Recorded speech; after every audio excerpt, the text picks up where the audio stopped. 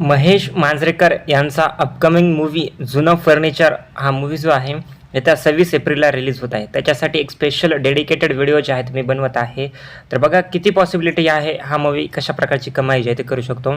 तर जुनं फर्निचर हा चित्रपट जो आहे याचं ट्रेलर किंवा टीझर जेव्हा रिलीज झालं तेव्हाच हा चित्रपट कंटेंटनी खूपच चांगल्या लेवलवरती जे आहे ते दिसत आहे. जशा प्रकारची स्टोरी लाईन दिसत आहे, जशा प्रकारची सिनेमॅटोग्राफी दिसत आहे आणि ज्या डेप्थला हा विषय हा चित्रपट हात लावताना दिसत आहे त्यावरतून तरी प्रेक्षक भरभरून या चित्रपटाला प्रतिसाद देतील असंच मला वाटतं. आता फायनली प्रेक्षकांच्या हातात तर आहेतच की चित्रपट चालवायचा का किंवा चित्रपटाला आदळायचं.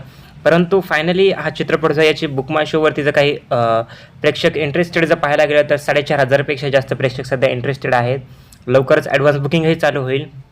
आणि हा चित्रपट जर पाहायला गेलं तर या कोणत्या मेकर्सनी तयार केलेला आहे तर ज्या मेकर्सनी काकस्पर्श असेल ज्याची की कमाई 14 कोटींच्या घरात काहीतरी होते, 14-15 कोटींच्या घरात.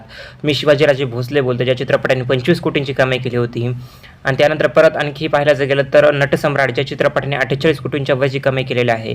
अशा चित्रपटाचे मेकर्सनी हा मूव्ही तयार केलेला आहे. त्यामुळे नक्कीच कंटेंट तर या चित्रपटामध्ये भरभरून असणार. जे प्रेक्षकांना पाहिजे ते तर नक्कीच असणार आहे. आता फक्त प्रेक्षकांचं काम आहे की त्यांनी या चित्रपटाला सपोर्ट करावं.